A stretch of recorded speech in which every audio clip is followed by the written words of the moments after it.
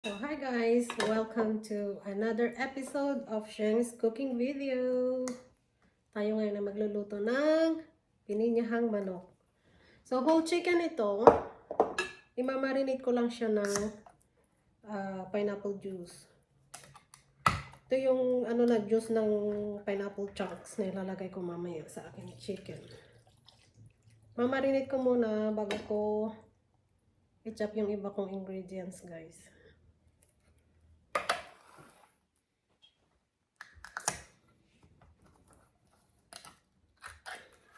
Para mas malasa ang ating pininyahang manok.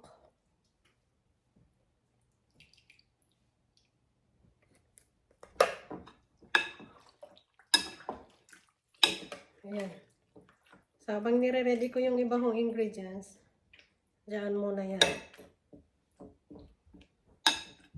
Para kakapit yung lasa ng pineapple juice. So, yun guys, ito na yung ating mga ingredients. Meron akong 2 can ng pineapple chunks, 2 can ng coconut milk, garlic, onion, 2 klaseng bell pepper, tsaka yung carrots. So, ihiwalay ko ngayon yung karne doon sa aking pinang-marinate na pineapple juice. And then, lulutuin na natin to guys. I-ano pa rin natin yung pineapple juice na yan kasi yan yung ating ipang sabaw mamaya.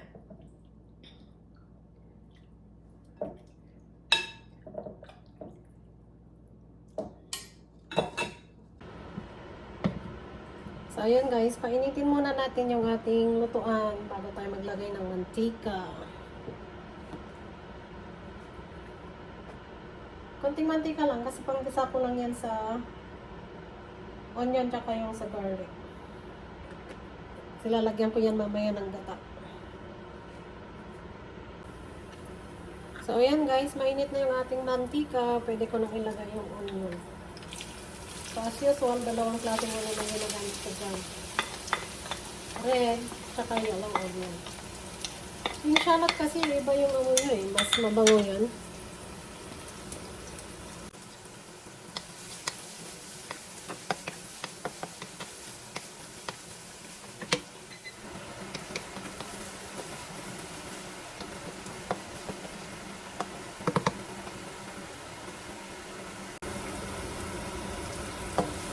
Tapos isunod na natin yung garlic. Mas nauna kasing naluluto yung garlic pag unahin mo guys. Kaya inuuna ko yung onion.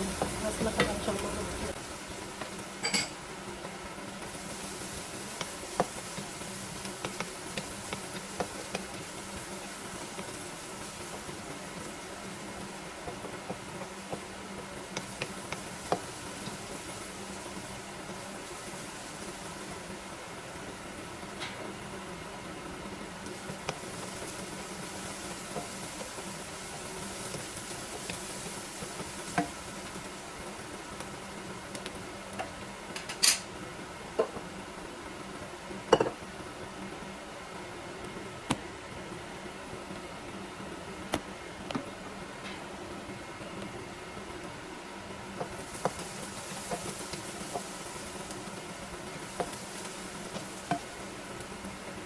Ilalagay ko na ngayon yung chicken.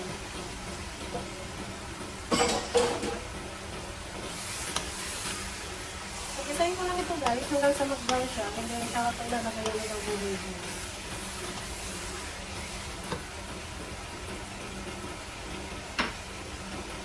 Ano yung tao ko na yan? Pwede mo lang ito na kami.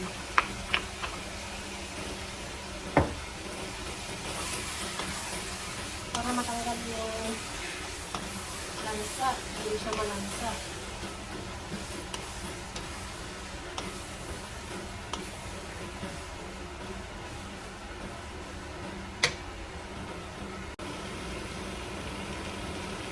Kung sekreto ko, nilalagyan ko siya ng konting asin. Para katapit yung lasa ng asin dun sa karne. Ay, titimplahan ko siya mamaya.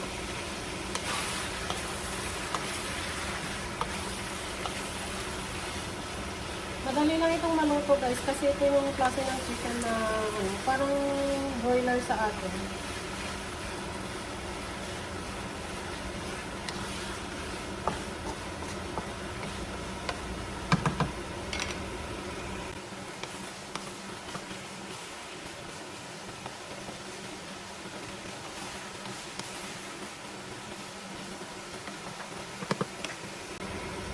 So, ayan guys, na-brown na yung chicken. Ilalagay ko na ngayon yung pineapple chunks.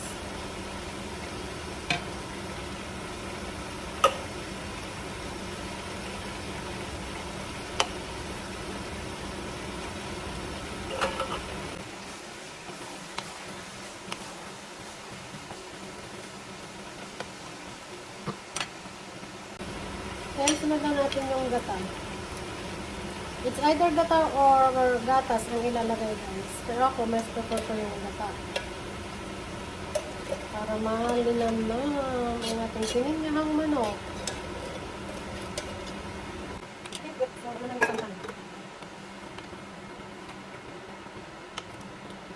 Kasi meron pa yung ating pinako juice.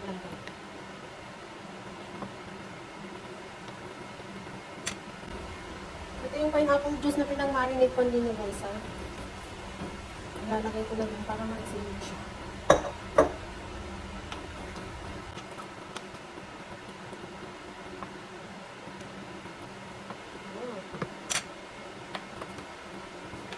Tatalakan ko muna para kukulong masinis. Ayan guys. So ayan guys, kumukulo na. Pwede ko nang ilagay ngayon yung carrots.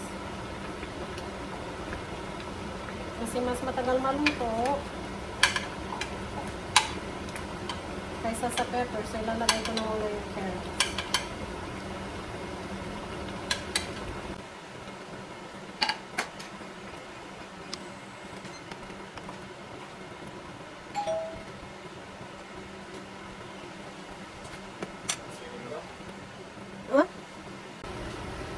So, ayan guys, titimplahan ko na yung ating pininyahang manok.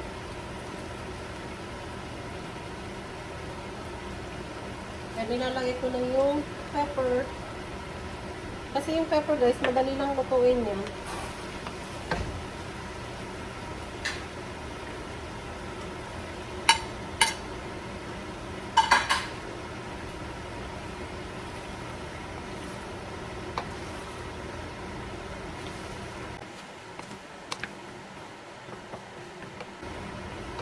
Dapat may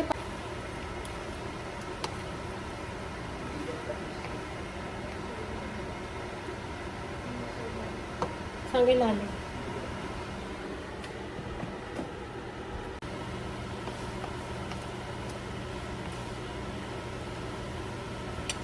So, ayan guys, hintayin lang natin kumulo.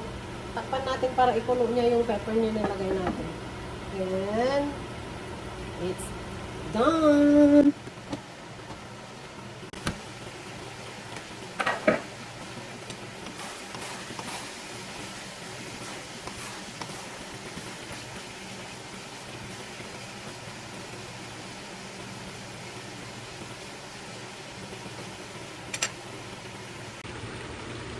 Ayan guys, luto na yung ating pininyahang manok. Kainan na!